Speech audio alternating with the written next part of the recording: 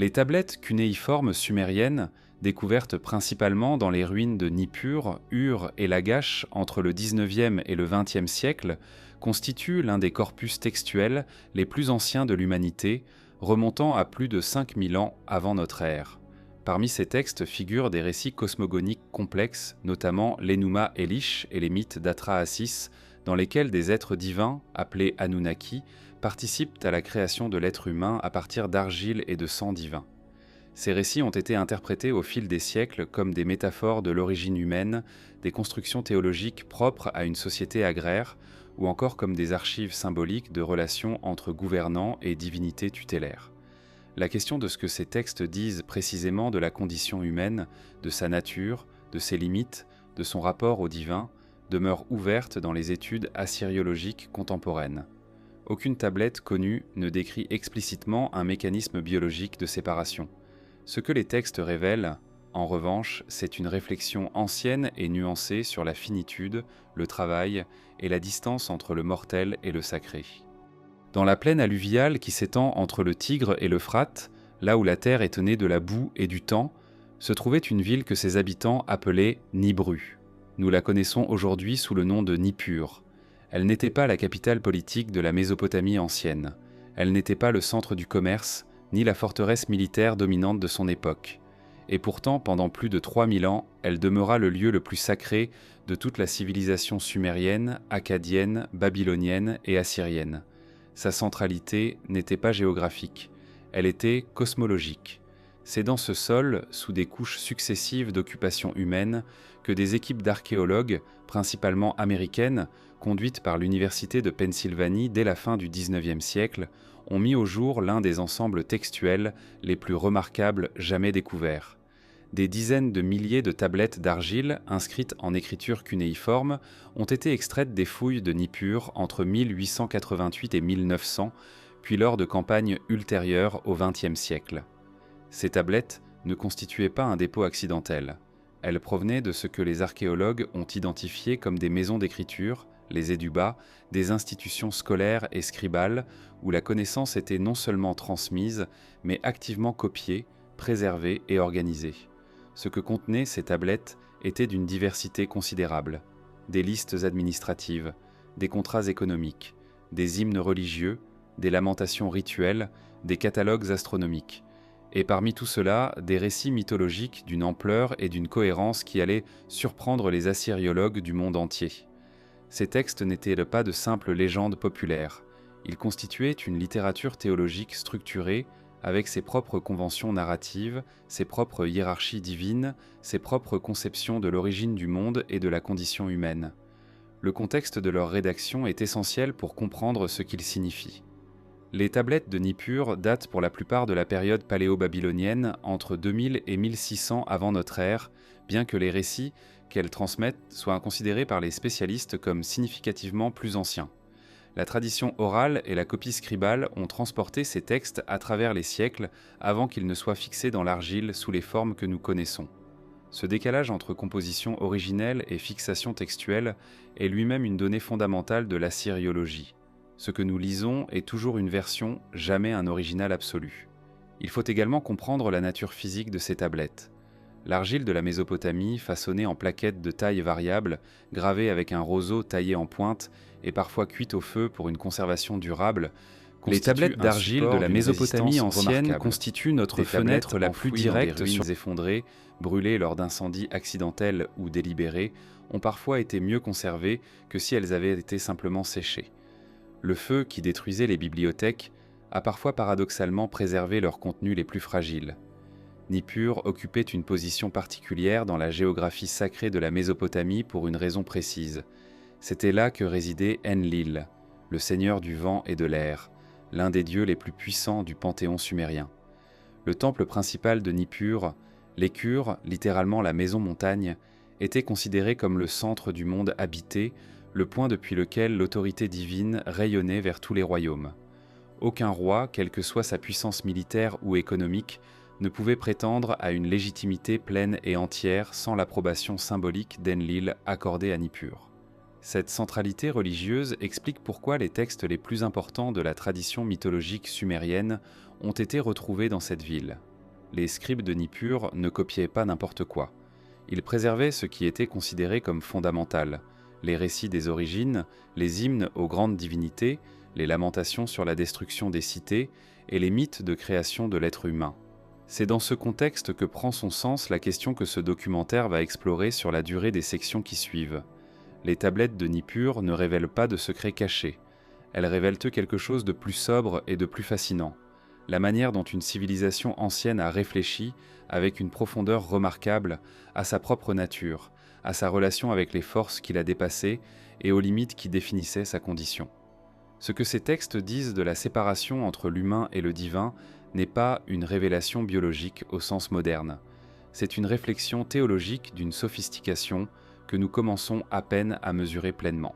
Le sol de Nippur attend encore. Les fouilles n'ont jamais été exhaustives. Des sections entières du site demeurent non excavées. Ce que nous savons est considérable. Ce que nous ignorons l'est davantage encore. Pour comprendre ce que les tablettes sumériennes nous disent et ce qu'elles ne disent pas, il est nécessaire de comprendre d'abord ce qu'est la Mésopotamie en tant que phénomène civilisationnel. Le mot lui-même, d'origine grecque, signifie simplement le pays entre les fleuves. Mais cette définition géographique minimale ne rend pas justice à la réalité de ce territoire, à la complexité de ce qu'il a produit, ni à l'influence extraordinaire qu'il a exercée sur presque toutes les grandes traditions culturelles qui lui ont succédé. La Mésopotamie n'est pas un pays au sens moderne. C'est une région, une configuration écologique particulière, une zone de transition entre le désert arabique, les montagnes du Zagros et du Taurus et le golfe Persique. C'est une plaine façonnée par les dépôts alluviaux de deux fleuves capricieux dont les crues annuelles étaient à la fois une bénédiction agricole et une menace permanente. Cette tension entre fertilité et destruction est inscrite au cœur même de la cosmologie mésopotamienne. Le monde est un espace maintenu en ordre par les dieux, mais constamment menacé par les forces du chaos aquatique. L'écriture cunéiforme, développée à Uruk vers 3400 avant notre ère, est l'une des innovations les plus profondes de l'histoire humaine. Elle ne surgit pas du néant. Elle émerge d'un besoin administratif précis. Comptabiliser les marchandises, enregistrer les transactions, gérer les surplus agricoles d'une société urbaine en expansion rapide. Les premières tablettes cunéiformes sont des documents comptables, pas des poèmes. Ce n'est que progressivement, sur plusieurs siècles, que l'écriture se complexifie, se flexibilise et devient capable de transcrire la langue parlée avec une précision suffisante pour fixer des récits mythologiques, des hymnes, des dialogues philosophiques. Cette trajectoire est fondamentale. Elle signifie que la littérature mythologique sumérienne, y compris les textes qui concernent les Anunnaki et la création de l'être humain, a été produite et transmise dans un contexte scribal très particulier. Les textes n'ont pas été écrits pour un public général, ils ont été copiés par des scribes formés dans des institutions spécialisées pour des usages rituels, religieux et éducatifs précis. La question de ce que ces textes signifiaient pour leurs rédacteurs est distincte de la question de ce qu'ils signifient pour nous aujourd'hui. La Mésopotamie a produit au moins deux grandes langues littéraires, le sumérien, une langue isola sans parenté connue avec aucune autre famille linguistique, et l'akkadien, une langue sémitique qui a progressivement supplanté le sumérien comme langue parlée, tout en préservant ce dernier comme langue liturgique et scribale. Cette situation, comparable en un sens au rôle du latin dans l'Europe médiévale, signifie que de nombreux textes sumériens ont été copiés par des scribes akkadophones qui pouvaient ne pas comprendre pleinement ce qu'ils transcrivaient. Des erreurs de copie, des interpolations, des réinterprétations ont inévitablement été introduites dans la transmission. Ce contexte de transmission est rarement évoqué dans les discussions populaires sur les tablettes sumériennes. Et pourtant, il est crucial. Lorsqu'un texte comme le mythe d'Atrahasis, l'un des récits de création humaine les plus complets qui nous soit parvenu, est présenté comme une révélation directe de la sagesse sumérienne ancienne, on oublie qu'il nous est parvenu principalement à travers des copies akkadophones de la période paléo-babylonienne, elles-mêmes copiées depuis des versions antérieures dont certaines sont perdues. Chaque maillon de cette chaîne de transmission est une étape d'interprétation, pas seulement de reproduction. La Mésopotamie est également remarquable par la continuité de sa culture textuelle. Sur une période de plus de 3000 ans, de l'émergence de l'écriture cunéiforme vers 3400 avant notre ère jusqu'à l'abandon progressif de ce système d'écriture au début de notre ère, les scribes mésopotamiens ont maintenu une tradition d'une cohérence impressionnante. des textes composés à l'époque sumérienne classique ont été copiés, révisés et commentés pendant des millénaires. Cette longévité n'est pas sans conséquence. Elle signifie que les textes mythologiques que nous étudions ne sont pas des instantanés d'une croyance à un moment donné, mais des palimpsestes de plusieurs couches de sens accumulées sur des siècles. Le cadre géographique lui-même a façonné la pensée théologique mésopotamienne d'une manière profonde. Dans une plaine sans relief naturel marqué, sans montagnes accessibles, sans horizon ferme, les Sumériens ont construit leurs propres montagnes artificielles, les ziggourats. Ces structures en terrasse n'étaient pas simplement des temples. Elles étaient des cosmogrammes, des représentations tridimensionnelles de la structure du monde, des points de contact entre le domaine humain et le domaine divin. Leur présence dans chaque grande cité sumérienne témoigne d'une pensée cosmologique cohérente et systématique. Ce que la Mésopotamie nous offre, en définitive, n'est pas une fenêtre transparente sur un passé lointain. C'est un ensemble de traces interprétées, filtrées par le temps, la langue, les conventions scribales et les biais de conservation. Les tablettes qui ont survécu sont celles qui ont été enfouies dans des conditions particulières, retrouvées dans des fouilles particulières, conservées dans des institutions particulières. Celles qui sont perdues, et elles sont nombreuses, ont emporté avec elles des pans entiers d'une tradition dont nous ne mesurons pas encore l'étendue. C'est dans cet espace d'incomplétude que la question de la condition humaine, telle qu'elle est posée dans les textes sumériens, prend toute sa dimension. Non pas comme une réponse cachée attendant d'être dévoilée, mais comme une interrogation ancienne, formulée avec soin par des hommes et des femmes qui cherchaient, comme nous, à comprendre ce qu'ils étaient et d'où ils venaient. Le terme Anunnaki apparaît dans les textes sumériens sous plusieurs formes orthographiques et avec des significations qui ont évolué au cours des siècles. Dans les textes les plus anciens, il désigne un groupe de divinités dont le rôle et la hiérarchie varient selon les sources. Dans certains textes, les Anunnaki sont les grands dieux du ciel et de la terre, les divinités de premier rang qui siègent dans les grandes assemblées divines et prennent les décisions cosmiques fondamentales. Dans d'autres textes, plus tardifs, la distinction s'établit entre les Anunnaki, dieux de la terre et du monde souterrain, et les Igigi, dieux du ciel. Cette variation n'est pas une contradiction. Elle reflète l'évolution d'une tradition théologique vivante, adaptée au contexte politique et rituel changeant de la civilisation mésopotamienne sur plusieurs millénaires. Ce qu'il est important d'établir dès le départ, c'est que les Anunnaki, dans les textes cunéiformes, sont des entités théologiques au sens plein du terme. Ils ne sont pas des astronautes, pas des visiteurs extraterrestres, pas des ingénieurs génétiques venus d'une autre planète. Ces interprétations, popularisées principalement par Zecharia Sitchin à partir des années 1970, ne sont pas acceptées par l'assyriologie académique. Non pas parce que les assyriologues refusent d'examiner des hypothèses dérangeantes, la discipline a une longue tradition de remise en question, mais parce que les traductions sur lesquelles Sitchin s'appuyait ont été systématiquement contestées par des spécialistes du cunéiforme qui ont montré qu'elles s'éloignaient considérablement de ce que les textes disent réellement. Ce point mérite d'être développé avec soin parce qu'il est central à la compréhension honnête de ce que les tablettes sumériennes contiennent. Le cunéiforme est une écriture complexe, polyphonique et contextuellement dense. Un même signe peut avoir plusieurs valeurs phonétiques et plusieurs valeurs logographiques selon le contexte. La traduction d'un texte cunéiforme n'est pas une opération mécanique. Elle requiert une connaissance approfondie de la langue, du genre textuel, du contexte historique et des conventions scribales. Des spécialistes comme Thorkild Jacobsen, Samuel Noah Kramer, Bent Alster ou plus récemment Andrew George et Dina Katz ont consacré leur vie entière à l'étude de ces textes et produisent des traductions fondées sur une maîtrise directe des sources primaires. Leur lecture diffère substantiellement des interprétations populaires. Cela dit, ce que les Anunnaki représentent dans les textes cunéiformes est en soi fascinant et mérite une exploration rigoureuse. Dans le mythe d'Atrahasis, l'un des textes les mieux conservés sur la création de l'être humain, les Anunnaki sont d'abord présentés comme des dieux astreints à un travail pénible, creuser les canaux d'irrigation qui permettront à la terre d'être fertile. Ce travail divin est décrit avec des détails concrets, la fatigue, la plainte, la rébellion. Les Igigi, l'as de cette corvée, se révoltent contre Enlil. C'est dans ce contexte de rébellion divine que naît la nécessité de créer un être capable d'assumer ce travail à la place des dieux. Cette structure narrative est extraordinairement significative. Elle situe la création de l'être humain non pas dans un contexte de bienveillance divine, mais dans un contexte de résolution d'un problème social divin. L'être humain est créé pour travailler. Il est créé pour soulager les dieux du fardeau de leur propre existence matérielle. Cette conception est profondément différente de celle que l'on trouve, par exemple, dans la Genèse hébraïque, où l'être humain est créé à l'image de Dieu et placé dans un jardin pour le cultiver et le garder. Dans Atrahasis, la condition humaine est définie dès l'origine par le travail, la servitude et la limite.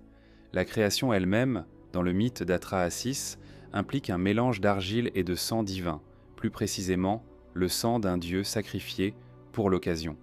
Ce dieu, dont le nom est Wehila ou Geshtué selon les versions, est décrit comme possédant l'intelligence, le Téhému. C'est cette intelligence divine, incorporée dans la chair humaine par le biais du sang, qui donne à l'être humain sa capacité de raisonnement, de langage, de travail organisé. Le mélange est préparé par la déesse Mami, également appelée Nintu ou Ninursag, avec l'assistance d'Enki, le dieu de la sagesse et des eaux douces. Ce récit de création est riche en implications théologiques que les spécialistes ont analysées en détail. La présence de sang divin dans la constitution humaine établit une continuité entre le divin et l'humain, mais c'est une continuité limitée, partielle, définie par ses manques autant que par ses dons.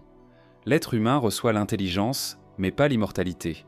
Il reçoit la capacité de travailler, mais pas la liberté du travail. Il reçoit une étincelle du divin, mais reste fondamentalement mortel, fini, dépendant.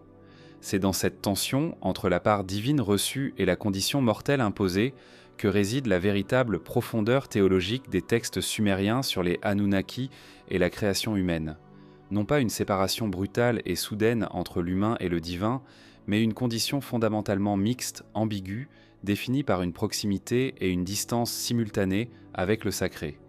Les Anunnaki, dans d'autres textes, notamment dans les hymnes royaux, les lamentations sur la destruction des cités et les textes de sagesse, apparaissent comme les garants de l'ordre cosmique, les arbitres du destin des rois et des peuples, les juges du monde souterrain. Leur relation avec l'humanité est présentée comme une relation de dépendance mutuelle. Les humains nourrissent les dieux par leurs offrandes et leurs rituels, les dieux maintiennent l'ordre du monde en échange. Cette économie du sacré est le fondement de toute la pratique religieuse mésopotamienne. Ce que les tablettes cunéiformes révèlent sur les Anunnaki est donc non pas une vérité biologique cachée sur la nature humaine, mais une construction théologique d'une cohérence et d'une profondeur remarquables.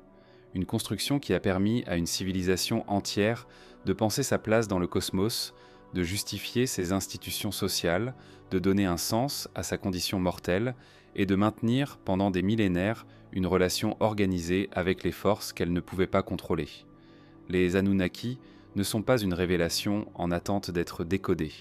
Ils sont le reflet d'une pensée humaine ancienne, sérieuse et sophistiquée qui mérite d'être lue dans sa propre langue, dans son propre contexte, avec le respect que l'on doit à toute grande tradition intellectuelle. Le mythe d'Atrahasis est conservé dans plusieurs versions cunéiformes, dont la plus complète date de la période paléo-babylonienne, vers 1700 avant notre ère, et a été retrouvé à Sippar. Des fragments complémentaires proviennent de Ninive, d'Assur et d'autres sites mésopotamiens. Le titre conventionnel du texte, Atrahasis, qui signifie en akkadien « l'excédément sage », est en réalité le nom du héros humain qui, dans la troisième partie du récit, survit au déluge envoyé par les dieux. Mais les deux premières parties du texte qui nous intéressent ici traitent de la création de l'être humain et des tentatives divines de contrôler la population humaine avant d'en arriver à la solution radicale du déluge. Le texte s'ouvre sur une description de l'état du monde avant la création de l'être humain. Les grands dieux, les Anunnaki, sont établis dans leur rang. Les dieux inférieurs, les Igigi, sont contraints de travailler, creuser les lits des fleuves, ouvrir les canaux, entretenir les infrastructures hydrauliques qui permettent à la vie de s'organiser sur Terre. Ce travail est décrit comme épuisant, humiliant, interminable. Après 40 ans, une unité de temps symbolique dans les textes mésopotamiens, les Igigi se révoltent. Ils brûlent leurs outils, marchent sur la demeure d'Enlil, le Seigneur suprême, et exigent la fin de leur corvée. La réponse d'Enlil est révélatrice de la structure politique divine que les textes mésopotamiens présupposent. Enlil ne réprime pas la révolte par la force. Il convoque une assemblée des grands dieux, Anu, Enki, lui-même, pour délibérer. Cette assemblée divine, le Pukrum, est une institution que l'on retrouve dans de nombreux textes mésopotamiens. Elle reflète la structure politique des cités-États sumériennes où les décisions importantes se prenaient en conseil. Les dieux mésopotamiens ne sont pas des monarques absolus isolés. Ils délibèrent, négocient, se disputent l'autorité. Cette projection de la politique humaine dans le domaine divin est l'un des traits les plus caractéristiques de la théologie mésopotamienne. C'est Enki, parfois orthographié Ea dans les textes akkadiens, qui propose la solution. Enki est le dieu de l'intelligence, de l'eau douce, des arts magiques et de l'artisanat. Il est souvent présenté dans les textes comme le plus ingénieux des dieux, celui qui trouve des solutions là où les autres sont bloqués. Sa proposition est à la fois simple et radicale. Créer un être nouveau, façonné à partir d'argile et de matière divine, qui pourra assumer le travail que les Igigi refusent de continuer. La procédure de création est décrite avec une précision qui a fasciné les assyriologues. Enki demande qu'un dieu soit sacrifié, Weila, un dieu qui possède l'intelligence, le Tehemu. Ce terme akkadien est difficile à traduire avec précision. Il désigne quelque chose comme la raison, la conscience, la capacité de discernement. C'est cette qualité spécifique qui justifie le choix de ce dieu particulier comme matière première de la création humaine. Son sang, porteur de cette intelligence divine, sera mélangé à l'argile.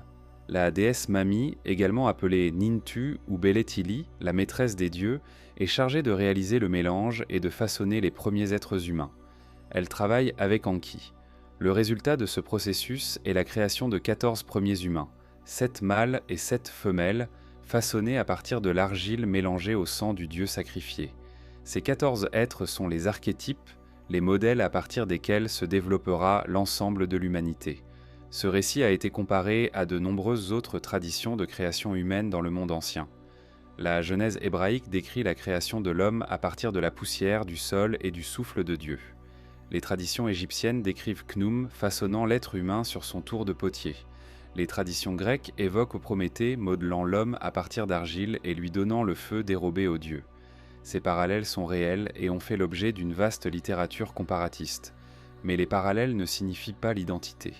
Chaque tradition a sa propre logique interne, ses propres implications théologiques, ses propres conséquences sur la conception de la condition humaine. Ce qui est spécifique au récit d'Atrahasis et qui le distingue de la Genèse, par exemple, c'est la nature de la matière divine incorporée dans l'être humain. Dans Atrahasis, c'est le sang d'un dieu qui est mélangé à l'argile. Le sang est porteur de l'intelligence divine, du Tehemu. Cette incorporation n'est pas une image ou une métaphore au sens où nous utilisons ces termes. Dans le cadre de pensée mésopotamien, le sang est réellement le vecteur de la vie et de ses qualités. Le mélange de sang divin et d'argile terrestre est une opération concrète, pas seulement symbolique. Cela crée une conception de l'être humain comme entité fondamentalement hybride. Ni entièrement divin, le Dieu sacrifié est mort, son intelligence est transmise, mais pas sa divinité complète, ni entièrement terrestre. L'argile est le support de la chair mortelle. Le sang divin est le principe actif de l'intelligence et de la vie. Cette dualité est constitutive. Elle ne peut pas être séparée, résolue ou surmontée. Elle définit la condition humaine dans sa permanence. La question que pose ce documentaire, celle d'un sceau biologique qui aurait séparé l'être humain des dieux, trouve ici sa formulation la plus ancienne et la plus honnête. Non pas un sceau imposé de l'extérieur pour briser une connexion préexistante, mais une condition originelle, l'être humain est créé comme un être mixte, porteur d'une intelligence divine dans un corps terrestre et mortel. La distance avec le divin n'est pas le résultat d'une chute ou d'une séparation imposée. Elle est inscrite dans la structure même de la création. Ce que le mythe d'Atrahasis nous offre, c'est une réponse mésopotamienne ancienne à une question universelle. Pourquoi l'être humain est-il mortel alors qu'il pense, qu'il crée, qu'il aspire à quelque chose qui dépasse sa condition ? La réponse sumérienne est sobre et sans consolation facile, parce que c'est ainsi qu'il a été fait. Porteur d'une étincelle divine, mais enfermé dans une forme périssable. Capable d'intelligence, mais destiné à la mort. Cette tension n'est pas une erreur. Elle est le design. La théologie mésopotamienne ne peut pas être séparée de la géographie mésopotamienne. Ce n'est pas une affirmation métaphorique. C'est une observation empirique que les assyriologues et les archéologues ont systématiquement validée au cours du dernier siècle de recherche. L'environnement physique de la plaine alluviale, ses crues, ses sécheresses, ses tempêtes de sable, ses zones marécageuses, ses sols instables, a façonné directement la manière dont les habitants de cette région ont conçu le monde, les dieux, la fragilité humaine et la nécessité de l'ordre divin. La plaine alluviale mésopotamienne est l'une des régions les plus instables géologiquement et hydrologiquement de la planète. Le Tigre et l'Euphrate, alimentés par la fonte des neiges des montagnes du Taurus et du Zagros, entrent en crue chaque printemps avec une irrégularité qui a rendu toute prévision difficile et tout calendrier agricole incertain. Contrairement au Nil égyptien, dont la crue annuelle était relativement prévisible et déposait un limon fertile de manière régulière, les deux fleuves mésopotamiens pouvaient déborder de manière catastrophique une année et se réduire à un filet l'année suivante. Cette imprévisibilité fondamentale a eu des conséquences directes sur la psychologie collective et la théologie des populations qui y vivaient. Les recherches paléoclimatologiques des dernières décennies ont permis de reconstituer avec une précision croissante les conditions climatiques de la Mésopotamie ancienne.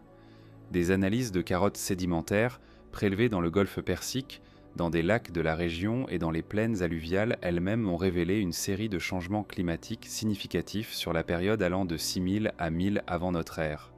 Ces changements incluent des périodes de sécheresse prolongée, dont une vers 4200 avant notre ère, connue sous le nom d'événement 4,2K, qui a été associé au déclin de plusieurs cultures néolithiques dans la région, et des périodes d'humidité accrue qui ont favorisé l'expansion agricole et urbaine. L'événement 4,2K est particulièrement significatif pour notre sujet. Cette sécheresse sévère, qui a duré environ 2 siècles, a provoqué une réorganisation profonde des populations dans tout le Proche-Orient. En Mésopotamie, elle correspond approximativement à la période de transition entre la culture d'Uruk tardive et les premières dynasties sumériennes. Des sites archéologiques montrent des signes d'abandon, de réorganisation, de concentration des populations dans des zones plus proches des sources d'eau permanentes. Ce type de pression environnementale crée les conditions dans lesquelles les traditions orales sur des catastrophes passées peuvent se former et se consolider. La question du déluge mésopotamien est directement liée à ce contexte climatique et hydrologique. Le récit du déluge, présent dans Atra-Assis mais aussi dans l'épopée de Gilgamesh et dans les listes royales sumériennes, a longtemps été interprété comme une réminiscence d'un événement catastrophique réel. Les fouilles de Leonard Woolley à Ur dans les années 1920 ont mis au jour une couche de sédiments stériles, sans artefacts humains, qui a initialement été interprétée comme la trace physique du déluge biblique et mésopotamien. Cette interprétation a depuis été nuancée. La couche de Woolley correspond probablement à une inondation locale significative, mais pas à un événement planétaire. D'autres couches similaires ont été retrouvées sur d'autres sites mésopotamiens, à des dates différentes, suggérant que les inondations catastrophiques étaient des événements récurrents dans la région, pas un événement unique universel. Ce contexte hydrologique est essentiel pour comprendre pourquoi le déluge occupe une place si centrale dans la cosmologie mésopotamienne. Pour des populations vivant dans une plaine inondable, la possibilité d'une destruction par les eaux n'était pas une abstraction théologique. C'était une réalité expérimentée ou transmise par la mémoire collective sur plusieurs générations. Le récit du déluge dans Atra-Assis est aussi un récit sur la fragilité de la condition humaine face aux forces naturelles, forces que les textes attribuent à la volonté divine, mais qui correspondent à des phénomènes climatiques réels. La végétation et les ressources naturelles de la plaine alluviale ont également façonné la technologie et l'économie mésopotamienne d'une manière qui se reflète dans les textes mythologiques. En l'absence de pierre et de bois en quantité suffisante, ressources disponibles dans les régions montagneuses mais rares dans la plaine, les Mésopotamiens ont développé une civilisation fondée sur l'argile. L'argile pour construire les maisons et les temples. L'argile pour fabriquer les vases, les briques, les figurines rituelles, et l'argile pour écrire. Cette dépendance à l'argile n'est pas sans relation avec la cosmologie sumérienne de la création. Si l'être humain est façonné à partir d'argile, c'est aussi parce que l'argile est la substance fondamentale du monde humain mésopotamien. Les palmiers dattiers, qui prospéraient dans les zones humides proches des fleuves et des canaux, constituaient une ressource économique fondamentale. Le dattier est l'une des plantes les plus présentes dans l'iconographie mésopotamienne, associée à la fertilité, à l'abondance, à la présence divine. Les textes décrivent des jardins divins plantés de palmiers, des rituels de pollinisation sacrés, des offrandes de dattes aux dieux. Cette valorisation symbolique d'une ressource économique réelle est un exemple parmi d'autres de la manière dont l'environnement physique s'est transformé en langage mythologique. Les conditions thermiques de la plaine alluviale méritent également d'être mentionnées. Les étés mésopotamiens sont extrêmement chauds, des températures pouvant dépasser 40 degrés. Celsius sont régulières dans la région de Bagdad et Bassora aujourd'hui, et les conditions n'étaient pas fondamentalement différentes dans l'Antiquité. Cette chaleur intense impose des contraintes à l'agriculture, aux travaux de construction, à l'organisation du temps quotidien. Elle a contribué à façonner l'organisation du calendrier rituel, des périodes de repos, des cycles de travail et de fêtes que les textes mésopotamiens documentent abondamment. Ce tableau environnemental n'est pas un simple arrière-plan. Il est une dimension constitutive de la civilisation mésopotamienne et, par extension, des textes mythologiques qu'elle a produits. Comprendre les Anunnaki, comprendre le mythe de la création humaine, comprendre la condition mortelle telle qu'elle est définie dans Atrahasis, nécessite de comprendre le monde dans lequel ces textes ont été pensés, écrits et copiés. Un monde d'argile et d'eau, de chaleur et de crue, de fragilité permanente et de nécessité d'ordre. La civilisation sumérienne n'était pas un État unifié. C'était un ensemble de cités-États distinctes, chacune dotée de sa propre divinité tutélaire, de son propre temple principal, de ses propres institutions politiques et économiques. Cette structure polycentrique est fondamentale pour comprendre la nature de la production textuelle mésopotamienne, y compris les textes mythologiques. Les récits des Anunnaki, de la création humaine, de la relation entre les dieux et les hommes, ont été produits dans des contextes institutionnels précis, au sein de structures politiques et religieuses qui ont façonné leur contenu autant que leur forme. La cité-temple sumérienne classique, telle qu'elle est visible à Uruk, Ur, Lagash, Nippur, Eridu, est organisée autour d'un complexe religieux central qui assume simultanément des fonctions cultuelles, économiques et administratives. Le temple n'est pas seulement un lieu de prière.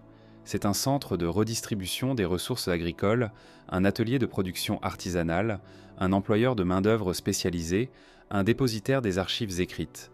Cette concentration des fonctions dans l'institution religieuse reflète une conception du divin comme gestionnaire du monde. Le dieu de la cité est le propriétaire de ses terres, le garant de sa fertilité, le souverain de ses habitants. Cette structure théocratique a des implications directes sur la manière dont les mythes de création sont construits et utilisés. Le récit de la création de l'être humain pour travailler à la place des dieux n'est pas seulement une réflexion cosmologique abstraite. C'est aussi une justification idéologique d'un ordre social dans lequel le travail agricole est obligatoire, dirigé par les institutions du temple et présenté comme une obligation cosmique fondamentale. Si les humains ont été créés pour travailler, alors travailler pour le temple, qui est la maison du Dieu, est l'accomplissement de la destinée humaine, pas une servitude imposée par des hommes. Cette lecture idéologique des mythes de création n'est pas une interprétation anachronique. Les assyriologues ont depuis longtemps montré que les textes mésopotamiens ont une fonction sociale et politique explicite. Les hymnes royaux, qui comparent le roi à une divinité ou à l'instrument choisi par les dieux pour gouverner, remplissent une fonction de légitimation du pouvoir politique. Les listes royales sumériennes, qui font remonter la royauté à l'époque d'avant le déluge et lui attribuent des durées de règne de dizaines de milliers d'années, construisent une continuité entre le divin et le politique qui justifie le pouvoir présent par son ancienneté mythique. La relation entre le roi et les dieux dans les textes sumériens est présentée comme une relation de service. Le roi est le serviteur du dieu de sa cité, son berger, son jardinier, son intendant. En échange de ce service, le dieu accorde au roi la légitimité de gouverner, la protection militaire, la fertilité agricole pour son peuple. Cette économie du sacré fonctionne aussi au niveau individuel. Le simple agriculteur ou artisan est dans la même relation de service envers les dieux que le roi, à une échelle différente. Toute la société est organisée autour de l'obligation de servir. Les implications de cette structure pour la compréhension du mythe de la condition humaine sont considérables. La distance entre l'humain et le divin n'est pas vécue, dans ce contexte, comme une tragédie ou une perte. Elle est la condition normale, attendue, nécessaire à l'ordre du monde. Les humains ne sont pas des dieux déchus. Ils sont des êtres créés pour une fonction précise, dotés des capacités nécessaires à cette fonction, et dont la relation avec le divin est structurée par le rituel, l'offrande, le travail et l'obéissance. Cela ne signifie pas que les textes mésopotamiens sont dépourvus de tensions ou de questionnements existentiels. L'épopée de Gilgamesh, le texte mésopotamien le plus connu dans le monde contemporain, est précisément une exploration de cette tension. Un roi qui refuse d'accepter la condition mortelle, qui part à la recherche de l'immortalité et échoue à l'atteindre, et qui doit finalement accepter les limites de sa condition. Cette exploration est profondément humaine, universelle dans ses thèmes, et d'une sophistication littéraire comparable aux grandes œuvres de l'Antiquité classique grecque. La structure politique des cités-temples sumériennes a également produit une forme particulière de compétition entre les cités qui se reflète dans les textes mythologiques. Chaque cité affirmait la supériorité de son dieu tutélaire sur les dieux des autres cités.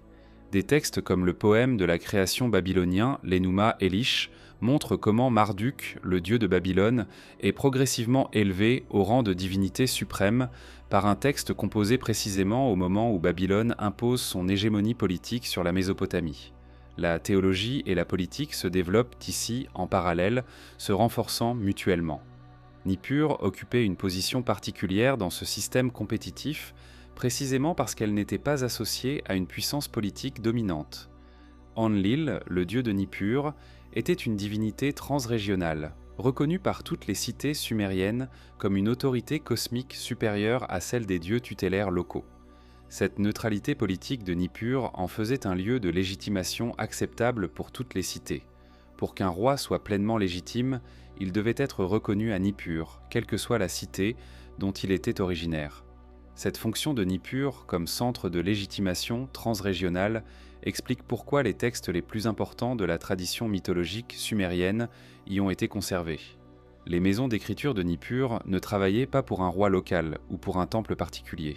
Elles travaillaient pour une tradition, la tradition sumérienne dans son ensemble, dont la continuité transcendait les successions politiques et les changements de dynastie. Cette vocation universaliste est inscrite dans la nature même des textes de Nippur. Ils parlent non pas de la cité, mais du monde, non pas d'un roi, mais de l'humanité. C'est dans ce cadre institutionnel et politique que les textes sur la création humaine, sur la relation entre les Anunnaki et les êtres mortels, ont été produits, transmis et préservés. Ils sont le produit d'une civilisation qui a pensé le monde avec une rigueur et une cohérence remarquables, et qui a exprimé cette pensée dans des textes que nous avons encore aujourd'hui la chance de lire. La pensée théologique sumérienne est une pensée des limites, non pas au sens d'une pensée pessimiste ou résignée, mais au sens d'une pensée qui a fait de la délimitation, de la définition, de la frontière entre les domaines, l'un de ses concepts fondamentaux. Le terme sumérien qui exprime le mieux cette réalité est « me », prononcé « me », un mot dont la traduction est notablement difficile et qui a fait l'objet de nombreux débats parmi les assyriologues. Le « me » désigne les décrets divins, les attributs de la civilisation, les qualités qui définissent chaque domaine de l'existence humaine et divine. Thorkild Jacobsen, l'un des grands assyriologues du XXe siècle, les a traduits comme les essences, les forces immanentes qui constituent chaque chose dans ce qu'elle est. Samuel Noah Kramer les a présentés comme les arts de la civilisation, une liste de tout ce qui fait qu'une société humaine est organisée. La royauté, le sacerdoce, les instruments de musique, les métiers, les arts de la guerre, les pratiques funéraires, la vérité, la descente aux enfers. Dans le mythe d'Inanna et Enki, un texte distinct du cycle d'Atrahasis mais appartenant au même corpus sumérien, la déesse Inanna se rend à Eridu, la ville d'Enki, et obtient de lui, par ruse ou par don selon les versions, les ME de la civilisation qu'elle emporte à Uruk. Ce récit est souvent interprété comme un mythe de transfert culturel, peut-être le souvenir d'une période où Uruk a supplanté Eridu comme centre de civilisation dominant. Mais au-delà de cette lecture historique, le mythe souligne une idée fondamentale. Les ME sont des objets réels, des entités qui peuvent être possédées, données, volées, transportées. Ils ne sont pas abstraits. Ils ont une réalité quasi physique dans le cadre de pensée sumérien. Cette conception des ME comme définition quasi physique des domaines de l'existence est intimement liée à la notion de limite que nous explorons ici. Chaque chose, chaque dieu, chaque être humain, chaque institution, chaque phénomène naturel existe dans la mesure où elle est définie par ses ME propres, ses attributs constitutifs. Dépasser ses limites, sortir de sa définition, est une transgression cosmologique. C'est exactement ce que les textes mésopotamiens sur la mortalité humaine expriment. L'être humain est défini par ses ME, qui incluent le travail, la limitation temporelle, la mort.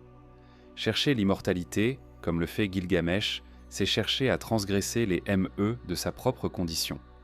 Le concept de frontière entre le divin et l'humain dans la théologie sumérienne ne prend donc pas la forme d'une coupure brutale ou d'un saut imposé après coup. Il prend la forme d'une définition originelle.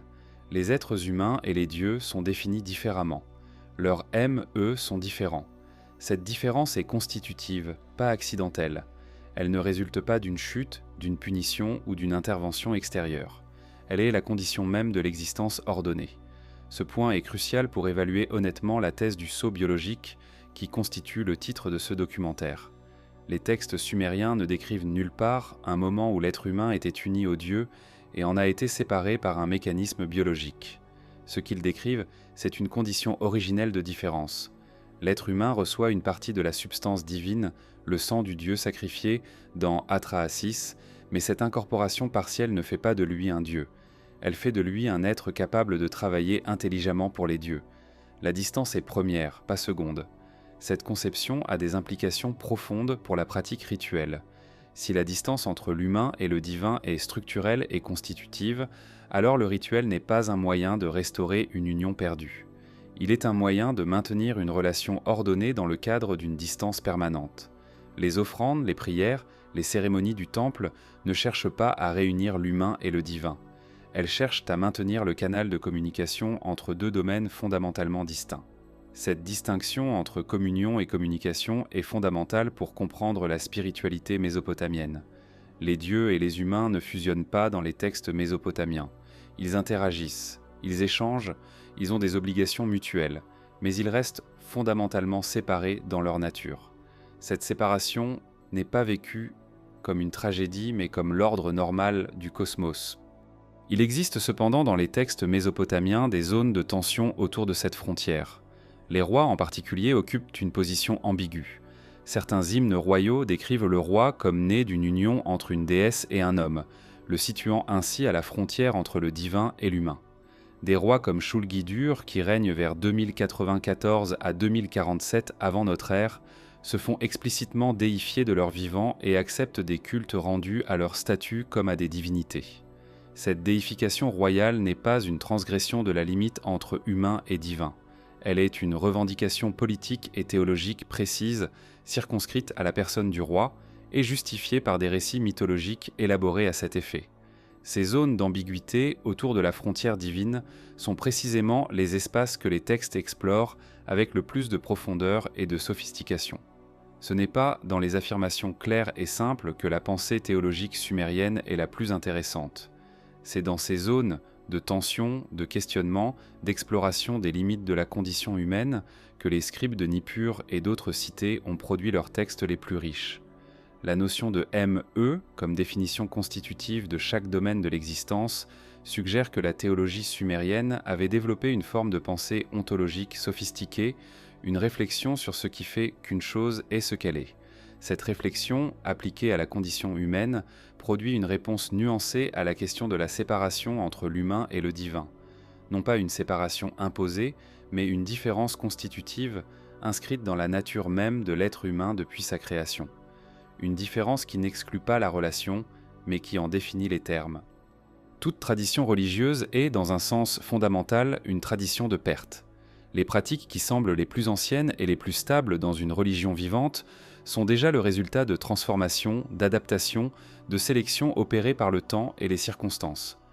La tradition religieuse mésopotamienne, qui s'étend sur plus de 3000 ans, est un exemple particulièrement frappant de ce processus de transformation continue sous une apparence de continuité. Les pratiques cultuelles sumériennes originelles, celles des premières communautés religieuses organisées autour des temples d'Eridu, d'Uruk et de Nippur à la fin du 4e millénaire avant notre ère, ne nous sont connues qu'à travers des traces fragmentaires. Les textes qui décrivent les rituels sumériens en détail datent principalement de la période paléo-babylonienne, soit plusieurs siècles après la période sumérienne classique. Ce décalage signifie que ce que nous connaissons des pratiques rituelles sumériennes est déjà le résultat d'une transmission, d'une réinterprétation et d'une codification opérée dans un contexte différent. Eridu est peut-être le meilleur exemple de la profondeur temporelle de cette tradition cultuelle. Identifiée comme la plus ancienne des cités sumériennes dans la tradition littéraire, les listes royales sumériennes placent la royauté primordiale à Eridu. Avant le déluge, cette ville a été fouillée par des archéologues irakiens et britanniques dans les années 1940 et 1950. Les fouilles ont révélé une série de superpositions de temples sur un même emplacement, commençant par une structure minuscule datant de la période d'Ubaïd, vers 5500 avant notre ère, et se développant progressivement sur des millénaires en une structure de plus en plus complexe. Cette continuité de l'emplacement sacré sur plusieurs millénaires est remarquable. Elle suggère que le lieu lui-même, indépendamment des structures qui y étaient construites, était perçu comme intrinsèquement sacré. La notion de lieu sacré permanent, qui transcende les reconstructions et les modifications architecturales, est l'une des caractéristiques les plus persistantes de la tradition religieuse mésopotamienne. Les temples sumériens n'étaient pas simplement des bâtiments. Ils étaient des incarnations physiques de la présence divine, des points de contact entre le monde humain et le monde divin dont la localisation était fixée par la volonté des dieux eux-mêmes. Ce principe de sacralité du lieu a des implications importantes pour la compréhension de la disparition des pratiques cultuelles. Lorsqu'une cité est détruite ou abandonnée, par une invasion, une catastrophe naturelle, un changement de voie fluviale, le lieu sacré reste chargé de sa signification symbolique. Les envahisseurs qui prennent le contrôle d'une cité sumérienne ne détruisent généralement pas ces temples. Ils les adoptent, les rénovent, les intègrent dans leur propre système cultuel. Cette continuité du culte à travers les changements politiques est l'une des raisons pour lesquelles la tradition religieuse mésopotamienne a pu se maintenir aussi longtemps. La transition de la culture sumérienne à la culture akkadienne puis babylonienne illustre ce processus de continuité transformative. Lorsque les rois akkadiens, d'Akkad sous Sargon et ses successeurs, vers 2334 à 2154 avant notre ère, étendent leur domination sur les cités sumériennes, ils ne suppriment pas la religion sumérienne. Ils l'absorbent. Le sumérien continue d'être la langue liturgique des temples, même lorsque l'akkadien devient la langue administrative et vernaculaire dominante. Les divinités sumériennes sont identifiées à leurs équivalents akkadiens. Enki devient Ea, Inanna devient Ishtar. Enlil reste Enlil, mais son culte s'adapte aux sensibilités akkadophones. Ce processus d'absorption et de réinterprétation est particulièrement visible dans le domaine des rituels. Des textes rituels akkadiens et babyloniens font référence à des pratiques qualifiées d'anciennes ou de sumériennes, suggérant qu'elles conservent une autorité particulière précisément en raison de leur antiquité. La formule rituelle en sumérien, incompréhensible pour la plupart des participants, acquiert une puissance magique liée à son caractère archaïque et inaccessible. C'est un phénomène bien connu dans l'histoire des religions. La langue sacrée, devenue inintelligible, est perçue comme d'autant plus puissante qu'elle échappe à la compréhension ordinaire. La disparition progressive du cunéiforme comme système d'écriture vivant entre le 1er siècle avant notre ère et le 1er siècle de notre ère marque la rupture la plus profonde dans la transmission de la tradition religieuse mésopotamienne. Lorsque plus personne ne sait lire les tablettes d'argile, les textes mythologiques, les hymnes rituels, les lamentations et les récits de création qui y sont consignés deviennent inaccessibles. Les pratiques qu'ils décrivent, les dieux qu'ils célèbrent, les conceptions du monde qu'ils expriment entrent dans un silence qui durera 19 siècles, jusqu'à ce que des savants européens du 19e siècle commencent à déchiffrer l'écriture cunéiforme à partir de 1857. Cette rupture de transmission est différente d'une suppression. Les pratiques cultuelles mésopotamiennes ne sont pas disparues parce que quelqu'un les a délibérément détruites ou cachées. Elles ont disparu parce que les conditions qui les soutenaient, les cités-temples, les institutions scribales, les réseaux de transmission de la connaissance rituelle, ont cessé d'exister sous l'effet de transformations politiques, économiques et culturelles d'une ampleur considérable. L'arrivée de l'islam en Mésopotamie au 7e siècle de notre ère a achevé le remplacement des traditions polythéistes locales par une tradition monothéiste qui les a absorbées ou effacées selon les cas. Ce que nous avons perdu dans ce processus de disparition est incalculable. nous connaissons les textes mythologiques suffisamment bien pour comprendre leur structure et leurs thèmes principaux. Mais les pratiques rituelles, les gestes, les chants, les mouvements, les temporalités, les expériences sensorielles qui constituaient le culte vivant nous sont largement inaccessibles. Les textes ne décrivent que la surface de ce qui se passait dans les temples mésopotamiens. L'essentiel de l'expérience religieuse vivante est perdu avec les praticiens qui la portaient. C'est dans cet espace de perte que la question de la connexion originelle avec le divin prend une dimension différente. Non pas parce qu'il y aurait eu un sceau biologique posé pour rompre cette connexion, mais parce que la transmission vivante d'une tradition est elle-même fragile, contingente, dépendante de conditions matérielles et institutionnelles qui peuvent disparaître. Ce que nous appelons parfois perte de la connexion avec le sacré est souvent, dans sa réalité historique la plus concrète, la disparition des institutions qui maintenaient cette connexion en vie. L'archéologie de la Mésopotamie ancienne est une science de l'incomplet. Cette affirmation n'est pas une critique de la discipline ni un aveu d'échec. C'est une description précise de la situation épistémologique dans laquelle se trouvent les chercheurs qui tentent de reconstituer une civilisation à partir de ses traces matérielles. Et comprendre la nature de cette incomplétude est essentiel pour évaluer correctement ce que nous savons, ce que nous supposons et ce que nous ignorons sur la relation entre l'être humain et le divin dans la pensée sumérienne. La première source de lacune est géographique. La Mésopotamie ancienne s'étend sur un territoire immense, correspondant approximativement à l'Irak moderne, avec des extensions en Syrie, en Turquie et en Iran. Des centaines de sites archéologiques ont été identifiés dans cette région, mais une fraction seulement a été fouillée de manière systématique. Des fouilles exhaustives, qui permettraient d'excavater la totalité d'un site à toutes les profondeurs stratigraphiques, n'ont jamais été réalisées sur aucun grand site mésopotamien. Les fouilles sont toujours partielles, guidées par des contraintes de temps, de financement et d'accès.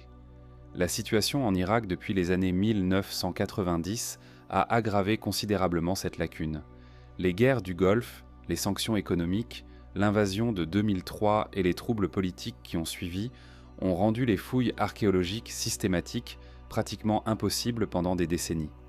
Le pillage de sites archéologiques, particulièrement intense entre 2003 et 2010 et de nouveau lors de l'occupation de l'Irak par l'État islamique entre 2014 et 2017, a détruit des couches stratigraphiques entières qui ne pourront jamais être reconstituées. Des tablettes cunéiformes extraites illégalement de ces sites ont alimenté le marché des antiquités, privant la recherche du contexte archéologique indispensable à leur interprétation correcte. La deuxième source de lacune est liée aux conditions de conservation. L'argile cuite survit bien dans les sols secs, mais l'argile simplement séchée, qui constituait une partie importante des tablettes sumériennes, est beaucoup plus fragile. L'humidité, les variations thermiques, le poids des couches de sédiments et les mouvements du sol peuvent réduire ces tablettes en poussière. Des bibliothèques entières ont été perdues de cette manière, sans laisser de traces visibles dans le sol. Ce que les fouilles retrouvent est une sélection aléatoire de ce qui existait, aléatoire au sens où les conditions de conservation n'ont aucun rapport avec l'importance des documents conservés. La troisième source de lacune est thématique. Les textes qui ont été produits en grande quantité, les documents administratifs, les contrats, les listes de provisions, sont mieux représentés dans les archives que les textes produits en petit nombre. Un texte mythologique unique, copié une seule fois dans une maison d'écriture, est beaucoup moins susceptible de survivre qu'un formulaire administratif reproduit à des centaines d'exemplaires. Cette surreprésentation des textes répétitifs et des sous-représentations des textes uniques introduit un biais systématique dans notre connaissance de la littérature mésopotamienne. Les textes qui nous manquent sont peut-être précisément ceux qui auraient été les plus éclairants sur les questions que nous cherchons à comprendre. Un exemple concret de cette problématique est la question des textes liturgiques et rituels. Nous savons que les temples mésopotamiens avaient des rituels élaborés, des calendriers cérémoniels complexes, des formules magiques et des hymnes spécifiques pour chaque occasion. Certains de ces textes nous sont parvenus, notamment des hymnes à Inanna, des lamentations sur la destruction de cités, des textes de purification. Mais la grande majorité des textes rituels qui guidaient la pratique quotidienne du culte dans les temples mésopotamiens est perdue. Ce que nous connaissons est le résidu d'une production textuelle bien plus vaste. La quatrième source de lacune est linguistique. Le sumérien est une langue isola, sans parenté connue avec aucune autre famille linguistique. Son déchiffrement, entrepris dans la seconde moitié du XIXe siècle, repose sur des textes bilingues suméro-akkadiens qui ont permis aux premiers assyriologues d'établir les correspondances fondamentales entre les deux langues. Mais des zones entières de la grammaire et du vocabulaire sumérien demeurent incertaines ou débattues. Des textes poétiques en particulier, qui utilisent une langue dense, allusive, jouant sur les ambiguïtés phonétiques et sémantiques, posent des défis de traduction que même les spécialistes les plus accomplis ne peuvent pas toujours résoudre avec certitude. Cette incertitude linguistique est particulièrement significative pour notre sujet. Les passages des textes sumériens qui semblent décrire la nature de l'être humain, sa relation aux dieux, les conditions de sa création, sont précisément les passages qui utilisent souvent le registre le plus dense et le plus poétique. Les traductions que nous en proposons sont des interprétations fondées sur la meilleure compréhension linguistique disponible, mais elles ne sont pas des certitudes. Des nuances qui semblent mineures en traduction peuvent recouvrir des différences de sens substantielles dans le texte original. C'est dans ce contexte d'incomplétude structurelle que les interprétations populaires des tablettes sumériennes trouvent leur espace. Là où le record archéologique est incomplet, là où la traduction est incertaine, là où les contextes rituels sont perdus, l'imagination peut s'installer et proposer des récits alternatifs. Ces récits ne sont pas sans attrait, ils offrent des réponses là où la recherche académique propose des questions, ils fournissent des certitudes là où la science offre des probabilités, ils comblent les lacunes avec des narrations cohérentes et séduisantes. Mais combler les lacunes avec de l'imagination, aussi séduisant que cela puisse paraître, n'est pas une méthode qui permet de comprendre ce que les textes sumériens disent réellement. L'incomplétude du record archéologique est une invitation non pas à inventer ce qui manque, mais à affiner les méthodes de recherche, à développer de nouvelles approches analytiques, notamment en paléoclimatologie, en génétique des populations, en analyse chimique des artefacts, qui permettent d'extraire des informations supplémentaires des traces matérielles disponibles. Les lacunes du record archéologique mésopotamien sont réelles, significatives et en partie irrémédiables. Elles sont aussi, paradoxalement, l'une des raisons pour lesquelles cette civilisation continue de fasciner et d'interpeller. Ce que nous ne savons pas laisse un espace pour la question, pour la curiosité, pour la recherche. Et c'est dans cet espace, maintenu ouvert par l'honnêteté intellectuelle et délimité par la rigueur méthodologique, que la connaissance réelle peut progresser. La question de la séparation entre l'être humain et le divin n'est pas une question proprement sumérienne. C'est l'une des questions les plus universellement présentes dans les traditions mythologiques et religieuses de l'humanité.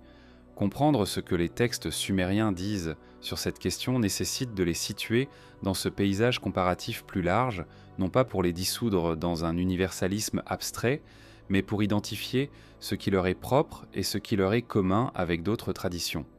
La tradition hébraïque propose l'un des récits de séparation les plus connus, la chute d'Adam et Ève dans le jardin d'Éden. Dans ce récit, la séparation entre l'humain et le divin résulte d'une transgression, la consommation du fruit de l'arbre de la connaissance du bien et du mal, Ketrei, qui entraîne l'expulsion du jardin, la mort, la douleur et le travail comme punition. Ce récit est structurellement différent du récit sumérien d'Atrahasis. Dans la Genèse, il y a une condition originelle d'union ou de proximité qui est rompue par un choix humain.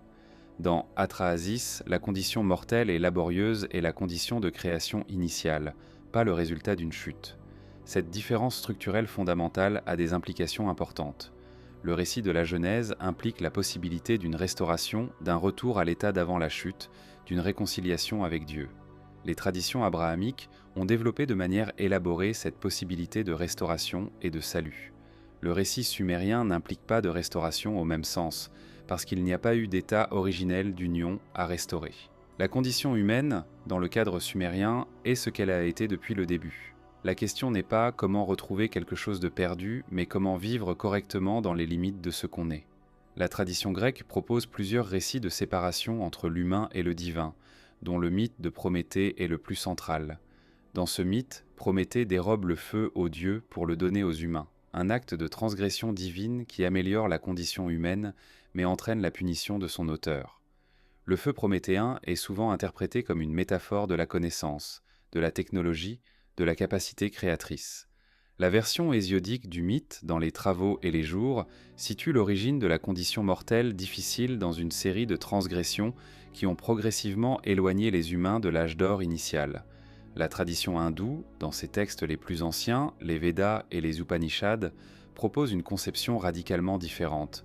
La séparation entre l'Atman individuel et le Brahman universel n'est pas une rupture historique mais une illusion ontologique, une méconnaissance de la véritable nature de l'être. La question n'est pas de restaurer une union perdue, mais de reconnaître une union qui n'a jamais cessé d'exister. Cette conception non dualiste est structurellement incomparable au récit sumérien qui maintient une distinction réelle et permanente entre le divin et l'humain. Les traditions chamaniques, présentes dans de nombreuses cultures à travers le monde, Sibérie, Amérique, Océanie, proposent une conception de la relation avec le divin basée sur la traversée des frontières entre les mondes.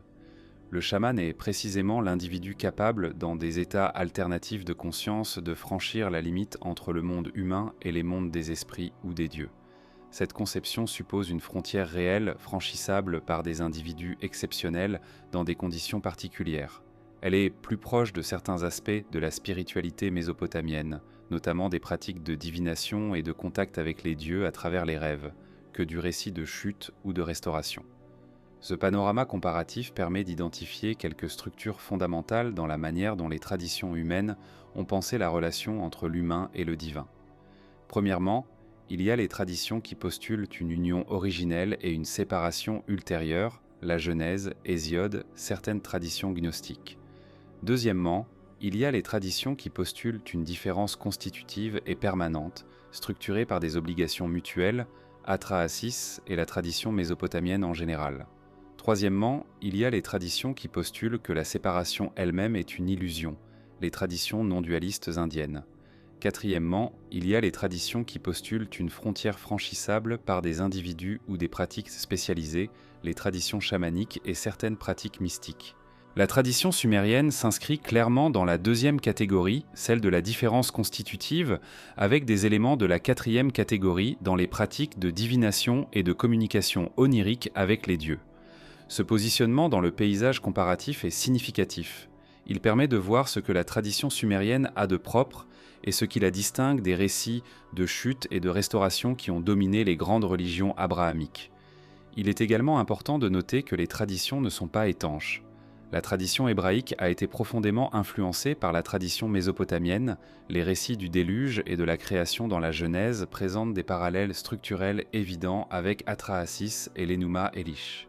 Mais ces parallèles ne signifient pas une identité.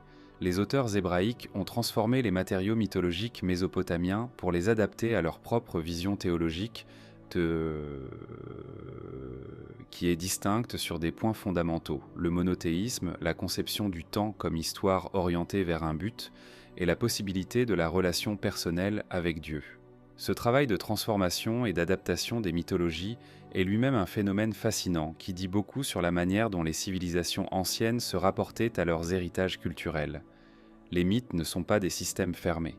Ils circulent, se mélangent, s'adaptent, se transforment en voyageant d'une culture à l'autre. Ce que nous appelons la tradition sumérienne est elle-même le résultat de synthèses et d'adaptations opérées sur plusieurs siècles et à travers plusieurs contacts culturels.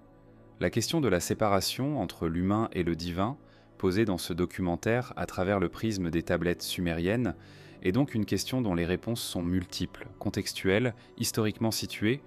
Aucune tradition n'a le monopole de la vérité sur ce sujet, mais chaque tradition offre une perspective particulière, forgée dans des conditions historiques et environnementales spécifiques, qui méritent d'être comprises dans sa propre logique avant d'être mise en dialogue avec d'autres. Le XXe siècle a produit une transformation radicale dans la manière dont les mythes sumériens sont lus, interprétés et diffusés. Cette transformation a eu lieu sur deux plans distincts qui ont évolué en parallèle, souvent sans se croiser. Le plan de la recherche académique, où les progrès de la syriologie ont considérablement approfondi notre compréhension des textes cunéiformes, et le plan de la culture populaire, où une série d'interprétations non académiques ont construit une vision radicalement différente de ces mêmes textes. Sur le plan académique, les grandes avancées du XXe siècle comprennent le déchiffrement progressif de pans entiers du corpus cunéiforme, la publication de textes jusque-là inconnus et le développement de méthodes d'analyse de plus en plus sophistiquées. Samuel Noah Kramer a joué un rôle particulièrement important dans la popularisation académique de la littérature sumérienne, avec des ouvrages comme l'Histoire commence à Sumer qui ont rendu accessibles au grand public des textes jusque-là réservés aux spécialistes. Thorkild Jacobsen a proposé une analyse phénoménologique des dieux mésopotamiens qui reste une référence fondamentale. Bent Alster a produit des études approfondies sur la littérature de sagesse sumérienne. Ces travaux, et ceux de nombreux autres assyriologues, constituent la base solide sur laquelle repose notre connaissance actuelle des textes. Sur le plan de la culture populaire,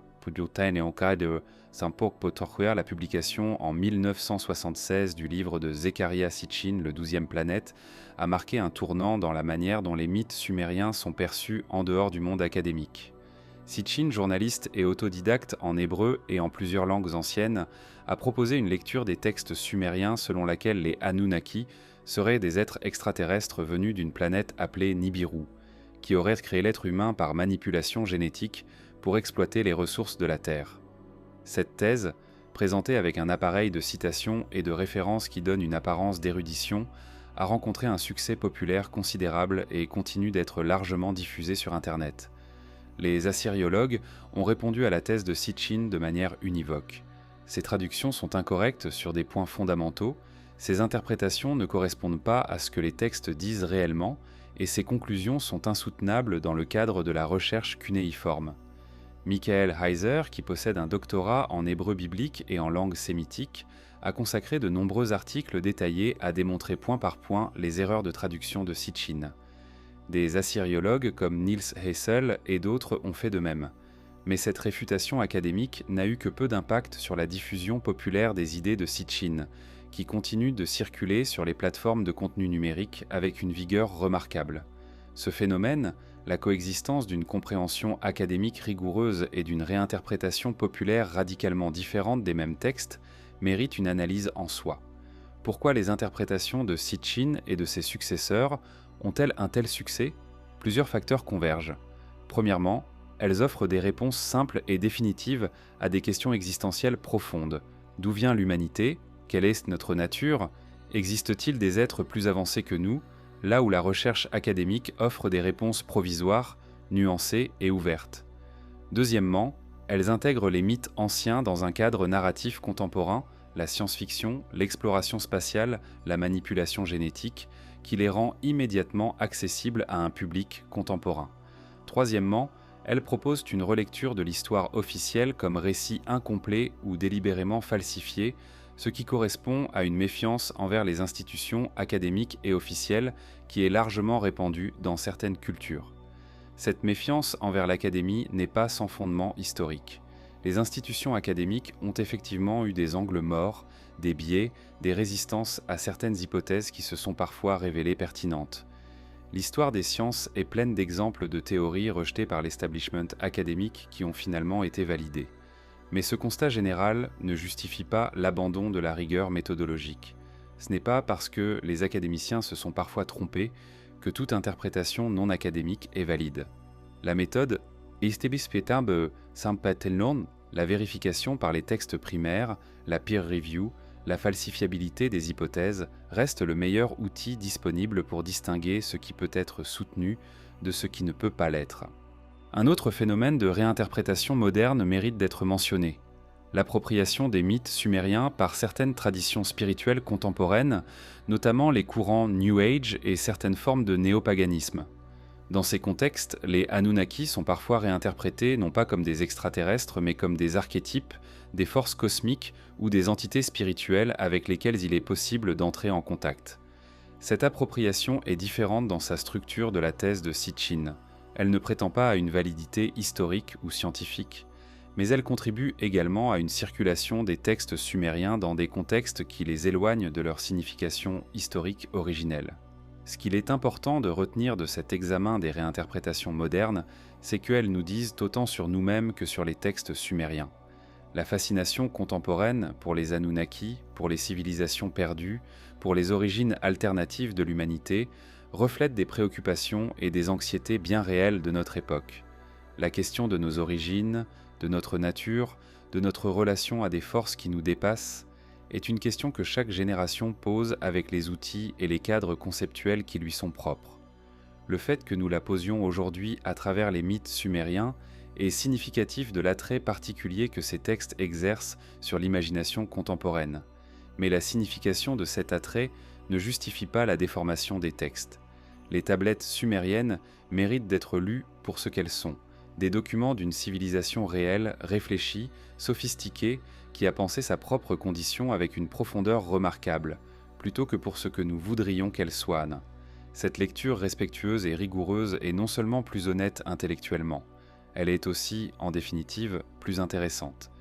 Au-delà des textes cunéiformes, les artefacts matériels, les objets façonnés par les mains des Sumériens et retrouvés dans les fouilles archéologiques, constituent une source d'informations irremplaçable sur la culture, la religion et la vision du monde de cette civilisation. Ces artefacts ne parlent pas avec la précision des textes, mais ils offrent un accès direct à des dimensions de la vie mésopotamienne que les textes seuls ne peuvent pas révéler. Les matériaux utilisés, les techniques de fabrication, les objets vénérés, les corps enterrés, les espaces habitués. Les cachettes votives, retrouvées sous les fondations des temples mésopotamiens, sont parmi les artefacts les plus révélateurs. Ces dépôts rituels, enterrés lors de la construction ou de la rénovation des temples, contiennent des figurines de bronze ou de terre cuite, des tablettes inscrites de formules de fondation, des objets précieux en or et en lapis-lazuli. Leur présence témoigne d'une conception du temple comme espace chargé d'une puissance permanente, qui devait être activée par des dépôts appropriés et maintenus par des rituels réguliers. Ces dépôts confirment ce que les textes nous disent sur le rôle central du temple dans la vie mésopotamienne. Les figurines de divinités retrouvées dans les contextes domestiques, maisons, cours, puits, témoignent d'une pratique religieuse qui ne se limitait pas au temple public. Les Mésopotamiens entretenaient des relations avec des divinités personnelles, des dieux tutélaires attachés à une famille ou à un individu particulier, qui étaient représentés par des petites figurines gardées dans les espaces privés. Cette dimension personnelle de la pratique religieuse mésopotamienne est confirmée par des textes, notamment des lettres à des dieux personnels et des lamentations sur l'abandon par le dieu personnel, mais les artefacts permettent de mesurer sa diffusion réelle dans la société. Les sceaux cylindres sont peut-être les artefacts mésopotamiens les plus riches en informations iconographiques. Ces petits cylindres de pierre gravés en creux, destinés à être roulés sur de l'argile fraîche pour laisser une impression en relief, produisent des scènes mythologiques et rituelles d'une précision remarquable. Des milliers de sceaux cylindres ont été retrouvés sur des sites mésopotamiens, couvrant une période de plus de 3000 ans.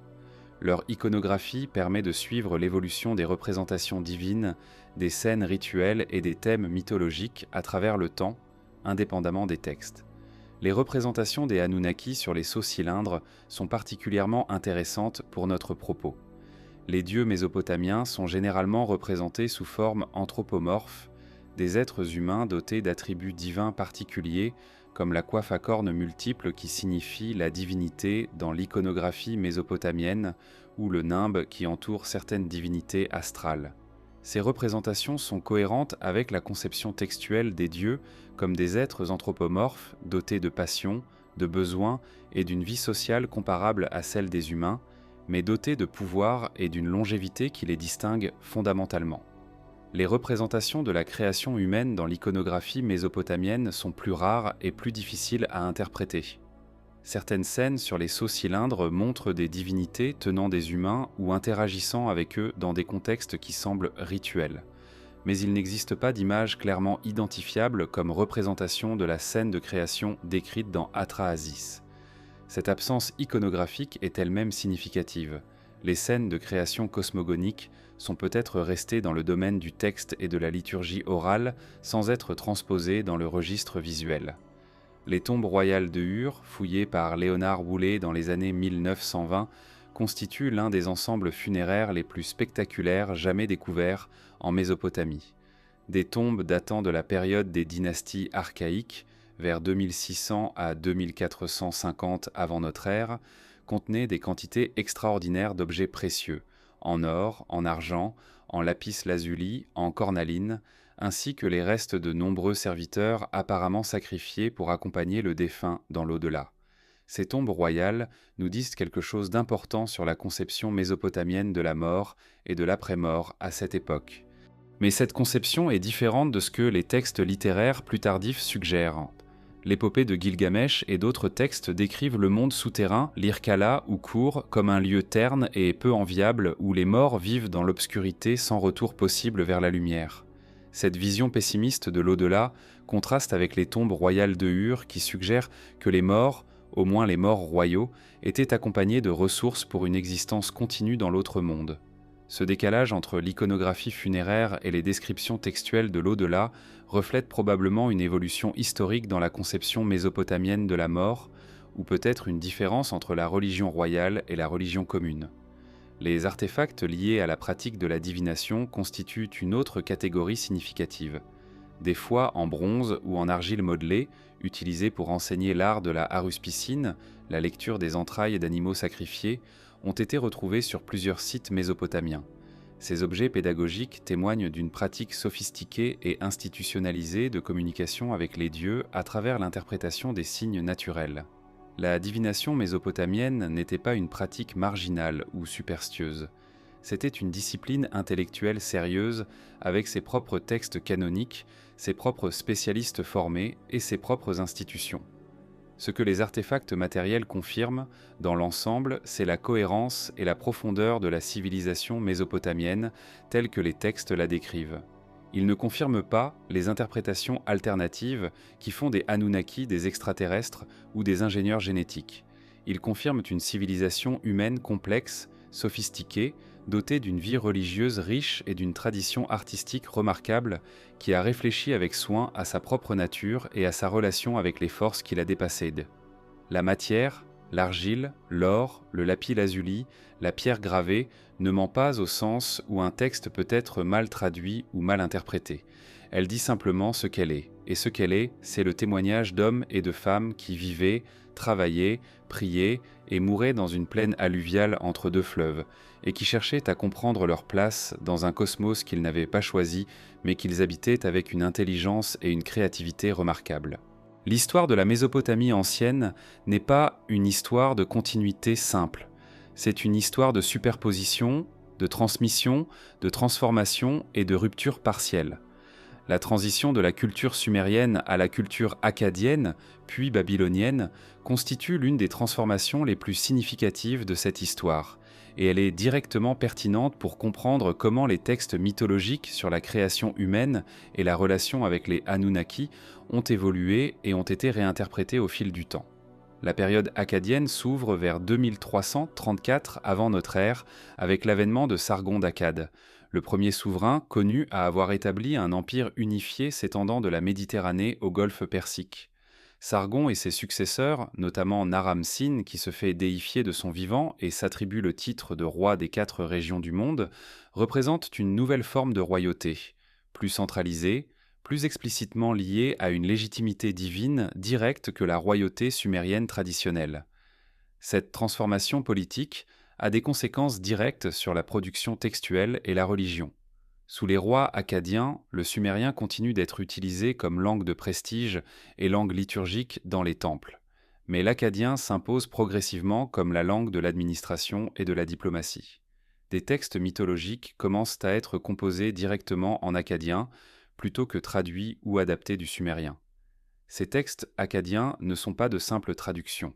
Ils représentent une réinterprétation des traditions mythologiques sumériennes dans un cadre conceptuel et stylistique akkadophone, avec ses propres emphases et ses propres innovations. L'épopée d'Atrahasis, dans sa version akkadienne la plus complète datant de la période paléo-babylonienne, est un exemple de cette réinterprétation. Les spécialistes ont identifié des différences significatives entre les sources sumériennes antérieures et la version akkadienne, notamment dans la manière dont les motivations des dieux sont présentées et dans l'importance accordée au héros humain Atrahasis. Ces différences ne sont pas des erreurs de transmission. Elles reflètent des choix interprétatifs conscients de la part des scribes ou des auteurs akkadophones qui ont produit ou adapté ce texte. La période paléo-babylonienne, centrée sur la domination de Babylone sous la première dynastie, dont le roi le plus connu est Hammurabi, qui règne vers 1792 à 1750 avant notre ère, représente un moment de synthèse et de codification dans l'histoire de la culture mésopotamienne. C'est à cette période que de nombreux textes mythologiques prennent leur forme la plus élaborée. L'Enuma Elish, le grand poème cosmogonique babylonien qui raconte la victoire de Marduk sur les forces du chaos et la création du monde, est composé à cette époque ou peu après. Ce texte représente une réorganisation théologique majeure. Marduk, le dieu de Babylone, est élevé au rang de divinité suprême, supplantant symboliquement Enlil de Nippur comme autorité cosmique principale. Cette réorganisation théologique est directement liée à la montée en puissance politique de Babylone. L'Enuma Elish n'est pas seulement un récit cosmogonique, c'est un document politique qui justifie l'hégémonie babylonienne en la fondant dans l'ordre cosmique lui-même. Si Marduk est le dieu qui a créé et ordonné le monde, alors sa cité, Babylone, est naturellement destinée à dominer les autres cités. Cette utilisation des mythes cosmogoniques à des fins de légitimation politique est un phénomène bien documenté dans l'histoire des religions. La conception de la création humaine dans l'Enuma Elish diffère sur certains points de celle d'Atrahasis. Dans l'Enuma Elish, c'est Kingu, un dieu ennemi qui a combattu aux côtés de Tiamat, la déesse du chaos, dont le sang est utilisé pour créer l'humanité. Cette modification n'est pas sans signification théologique. En faisant naître l'humanité du sang d'un ennemi vaincu, l'Enuma Elish introduit une dimension de la condition humaine qui n'est pas présente dans Atrahasis, la contamination originelle par un sang qui était du côté du chaos. Certains spécialistes ont interprété cette différence comme la trace d'une conception plus pessimiste de la nature humaine dans le cadre babylonien. La période cassite, qui suit l'effondrement de la première dynastie babylonienne vers 1595 avant notre ère, représente une autre couche de transformation culturelle. Les Kassites, peuple d'origine probablement iranienne qui domine Babylone pendant environ 4 siècles, adoptent largement la culture mésopotamienne tout en introduisant leurs propres éléments. Sous la période cassite, une importante activité de compilation et de standardisation des textes cunéiformes est entreprise, qui constitue la base de ce que les assyriologues appellent le canon littéraire babylonien standard. C'est dans ce contexte de standardisation que la version la plus complète de l'épopée de Gilgamesh, souvent désignée comme la version standard ou ninivite parce que sa copie la plus complète a été retrouvée dans la bibliothèque d'Assurbanipal à Ninive, est compilée et éditée. Le scribe Sinleki Uninini, dont le nom nous est connu, est crédité de cette rédaction finale. Cette attribution nominale, extraordinairement rare dans la littérature cunéiforme, témoigne de l'importance accordée à cette compilation et à l'acte créatif de son auteur. La transition vers la période néo-assyrienne, avec la domination d'Assur et de Ninive comme centre de pouvoir entre le IXe et le VIIe siècle avant notre ère, représente une nouvelle phase de transformation culturelle. Les rois assyriens, Sennachérib, Assaradon, Assurbanipal sont de grands collectionneurs de tablettes cunéiformes. La bibliothèque d'Assurbanipal à Ninive, qui contient plusieurs milliers de tablettes couvrant l'ensemble du savoir mésopotamien connu, est l'héritière directe de la tradition scribale qui remonte aux maisons d'écriture sumériennes. Mais elle est aussi une institution impériale organisée selon les intérêts et les priorités d'une cour royale assyrienne. Ce que cette longue trajectoire de transmission et de transformation nous enseigne est fondamental pour notre sujet. Les textes sur la création humaine, sur les Anunnaki, sur la condition mortelle de l'être humain, n'ont pas été transmis comme des révélations figées. Ils ont été constamment réinterprétés, adaptés, enrichis et parfois modifiés par les scribes et les intellectuels qui les copiaient et les utilisaient dans des contextes politiques et culturels changeants. Ce dynamisme interprétatif est une preuve de la vitalité de ces traditions et un avertissement contre toute lecture qui traiterait ces textes comme des documents fixes et définitifs.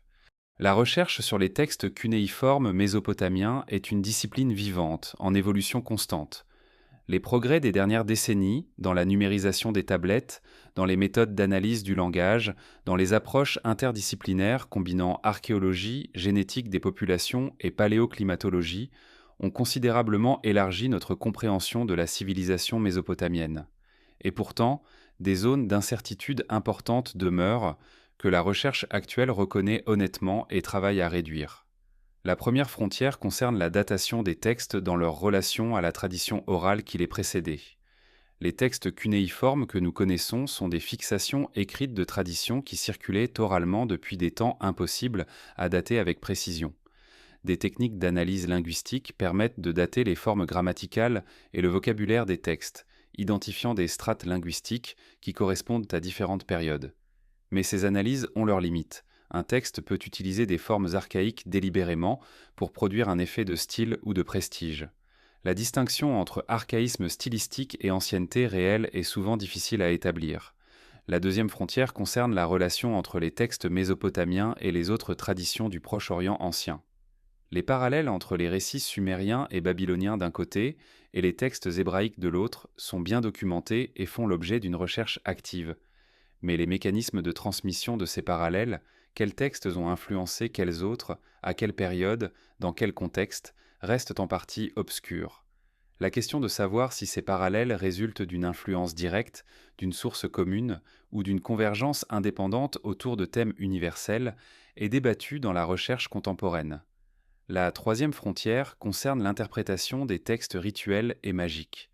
Une grande partie du corpus cunéiforme est constituée de textes qui décrivent des pratiques rituelles, des formules d'exorcisme, des procédures de divination.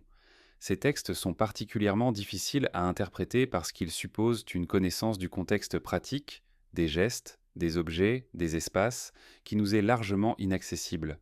Des termes techniques qui désignent probablement des actions précises ou des objets spécifiques ne sont pas compris avec certitude. Des tentatives de reconstitution des rituels mésopotamiens à partir des textes seuls, comme celles proposées par l'anthropologue Thorkild Jacobsen, ou plus récemment par des chercheurs comme Tzvi Habouch dans ses travaux sur la magie babylonienne, sont des reconstructions érudites mais partielles. La quatrième frontière concerne l'articulation entre les différentes traditions régionales au sein de la Mésopotamie elle-même. La Mésopotamie n'était pas culturellement homogène. Le sud sumérien, le centre akkadien, le nord assyrien, les régions périphériques en contact avec les cultures hittites, élamites, hurrites, tous ces espaces ont produit des variantes locales des grands textes mythologiques. L'étude de ces variantes régionales est encore incomplète et révèle parfois des divergences significatives dans les conceptions théologiques. Uniformiser ces traditions sous l'étiquette de la mythologie mésopotamienne est une simplification nécessaire, mais qui efface des nuances importantes.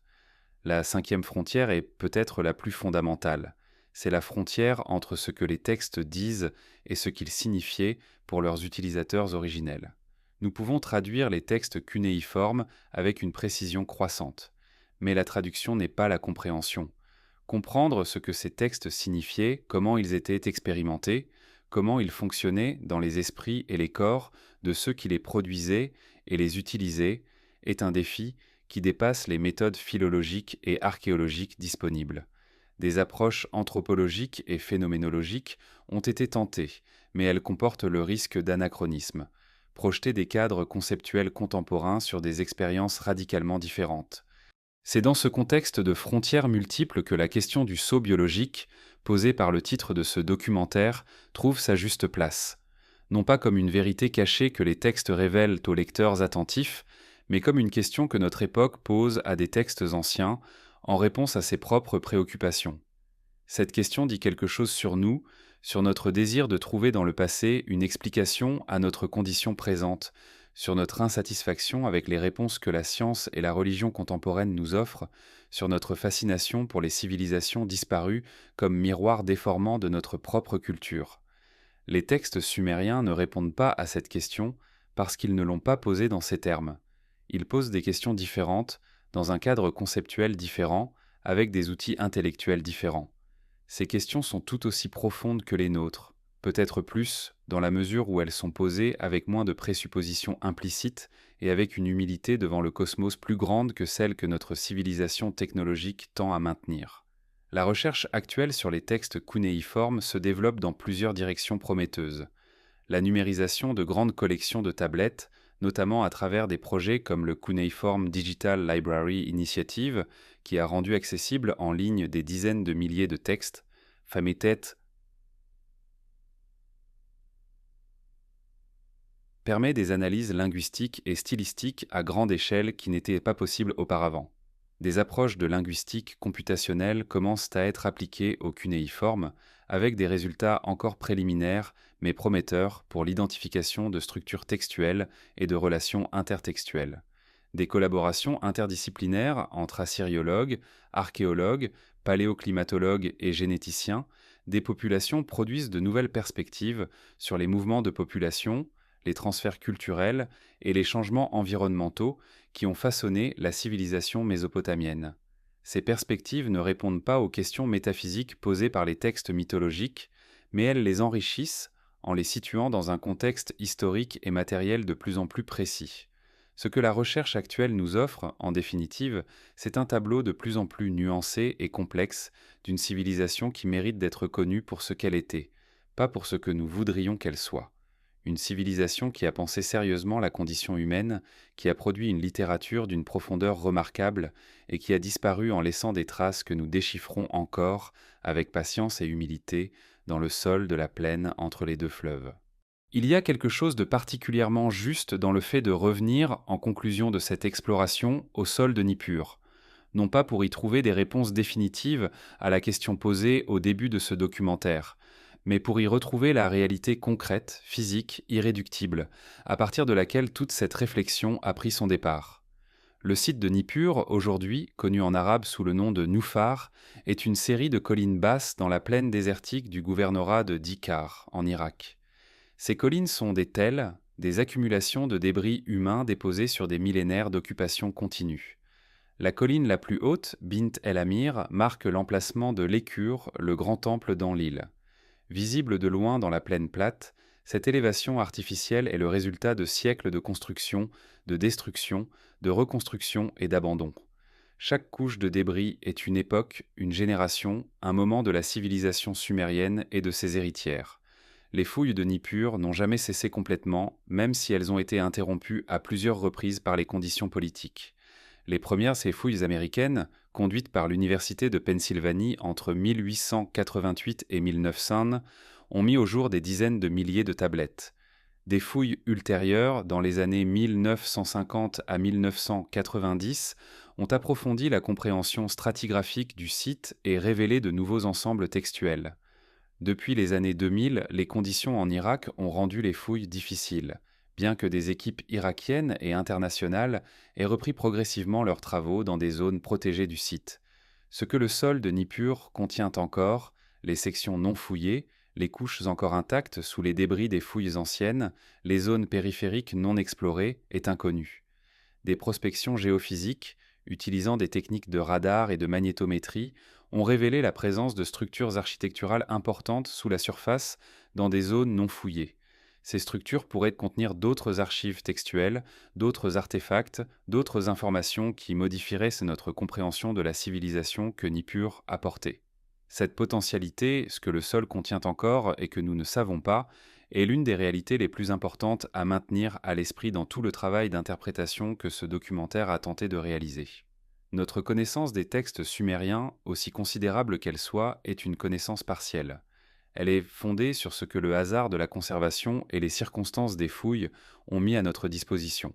Ce que nous ignorons pourrait être aussi important, ou plus important, que ce que nous savons. Mais cette incertitude n'est pas une invitation au relativisme.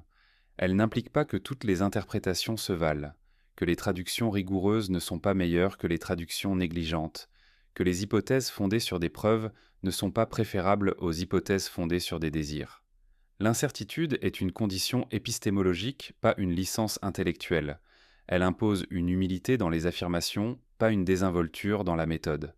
La question du saut biologique, telle qu'elle a été posée dans le titre de ce documentaire, a été examinée au long de ces 15 sections avec le soin qu'elle mérite. Et ce que cet examen a révélé, c'est non pas une confirmation ni une réfutation simple, mais une complexité. Les textes sumériens décrivent effectivement une distinction constitutive entre l'être humain et le divin, inscrite dans la nature même de la création humaine. Cette distinction est réelle, significative et profondément réfléchie dans les textes. Mais elle n'est pas un saut imposé de l'extérieur pour rompre une connexion préexistante. Elle est la condition originelle de l'être humain tel que les Sumériens l'ont conçu. Ce que les tablettes de Nippur révèlent, dans leur ensemble, c'est une vision de la condition humaine d'une sobriété et d'une profondeur remarquables. Une vision qui n'offre pas de consolation facile, qui ne promet pas de retour à un âge d'or perdu, qui ne propose pas de technique pour surmonter la mortalité. Une vision qui dit simplement « Voici ce que vous êtes. Vous êtes fait d'argile et de sang divin. Vous portez en vous une intelligence héritée d'un Dieu sacrifié. Vous êtes capable de travail, de pensée, de langage, de création, et vous mourrez. Cette vision est dure. Elle est aussi, d'une certaine manière, libératrice. Elle dit que la condition humaine n'est pas une erreur, pas une punition, pas le résultat d'une faute. Elle est une création délibérée, avec ses propres qualités et ses propres limites. Vivre dans les limites de cette condition, travailler, penser, créer, maintenir des relations ordonnées avec les forces qui nous dépassent, c'est accomplir ce pourquoi on a été fait. Il n'y a pas de connexion perdue à restaurer. Il y a une condition présente à habiter avec intelligence et intégrité. Le sol de Nippur ne parle pas. Il attend patiemment, sous le soleil de la plaine irakienne. Dans ces couches accumulées dorment des milliers d'années d'une civilisation qui a posé les mêmes questions que nous. Qui sommes-nous ? D'où venons-nous ? Pourquoi mourons-nous ? Et qui a tenté d'y répondre avec les moyens qui étaient les siens. Des milliers de tablettes d'argile, des palais et des temples effondrés, des corps enterrés avec leurs possessions et leurs espoirs. Ce que ces traces nous offrent n'est pas une révélation au sens où nous utilisons ce mot aujourd'hui, une vérité cachée soudainement exposée. C'était quelque chose de plus modeste et de plus précieux, un témoignage. Le témoignage que des êtres humains, il y a 5000 ans, dans une plaine entre deux fleuves, ont réfléchi sérieusement à leurs conditions, ont construit des institutions pour l'organiser, ont produit des textes pour la comprendre et ont transmis leurs réflexions à travers les siècles jusqu'à nous. Nous sommes les héritiers de cette réflexion, même si nous l'ignorons. La manière dont nous posons les questions de nos origines, de notre nature, de notre rapport au sacré, toutes ces questions portent la trace, souvent inconsciente, des réponses que les scribes de Nippur ont formulées dans l'argile. Cette continuité n'est pas mystérieuse, elle est simplement humaine.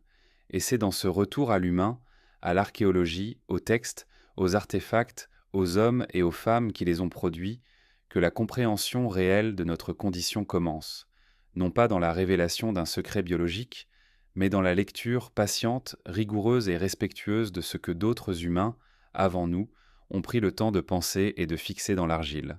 Le sol de Nippur est toujours là.